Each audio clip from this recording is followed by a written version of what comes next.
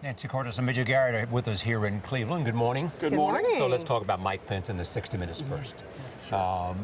People are suggesting, one, that it wasn't exactly perfect.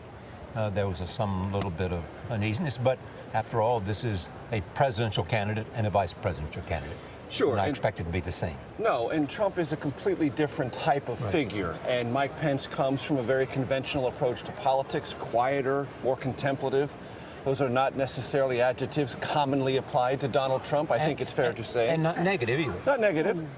He's just different. And I can tell you Paul Manafort, after looking at the interview, was very pleased that there was at least some sense of chemistry between them, and the body language wasn't alarming. It was okay, passable. Yes. And that's a good place to begin as far as they're concerned, because this is an evolutionary process for them both. But that clip we just played, where Mike Pence said he speaks from his heart, and Donald Trump said, "No, I don't. I speak from my head." I mean, they're still learning each other. They're it's a still process, learning each other. You know? Yeah. But better But that's not that the VP doesn't overshadow the presidential candidate. I think everybody gets Zero that. chance of that happening in this case. And they just made the point that Trump just made the point that, look, I'd want him, if he thought I was doing something wrong, I would want him to come in and tell me.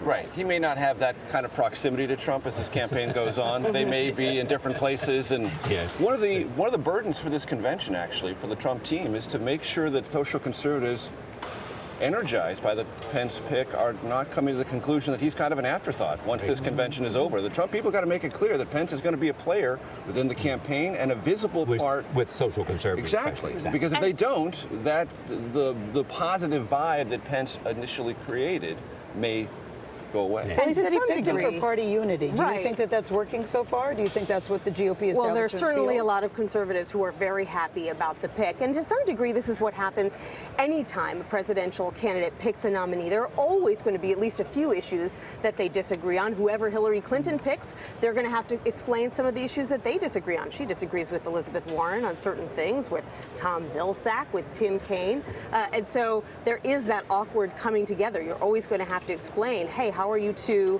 aligned when on some pretty fundamental issues you disagree? Can you tell me who his second choice was? Oh, for Trump? Yeah. Newt. It was Newt? Yeah. Newt. And then Christie right behind. I mean, those were always the final three. But the reports this morning that Chris Christie was livid that he wasn't chosen. And livid was a word. Yeah. Livid. I said bummed out a couple days ago. I think we're going to amp it up to livid. That's fair enough, yeah. He put himself out there pretty early on for Donald Trump. Let's talk about tonight. Melania Trump, Donald Trump's third wife, will speak tonight and likely be introduced by Donald Trump. Yeah, he'll be here to see it. Yeah. And we're not exactly sure if he's going to introduce her, but he's going to be watching and probably speaking. Won't that be irresistible for him to introduce her? Most things involving a camera and a microphone are. So does he pull a Pence and introduce her the same way he introduced Mike Pence and talk mostly about himself 28 instead of Mike Pence? 30 minutes of throat clearing before you get to the actual introduction? Yeah, we'll see. We've talked a lot about this. What has to happen in this convention to make it a win-win for Donald Trump and I think Mike this Pence? convention has to speak to the turbulent times of this country. This is not happening in isolation. This is not a convention like I've ever covered before.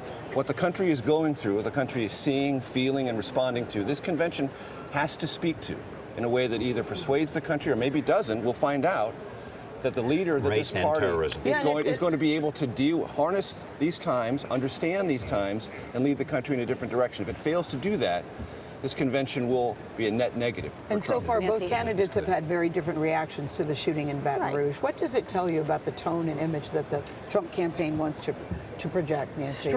Strength. I'm going to be tough. Hillary Clinton is weak.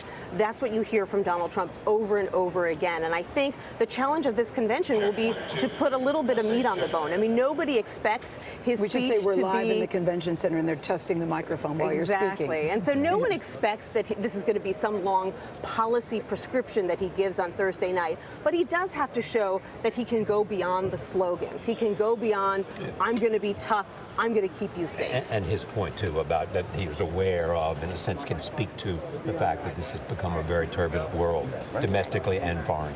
Right.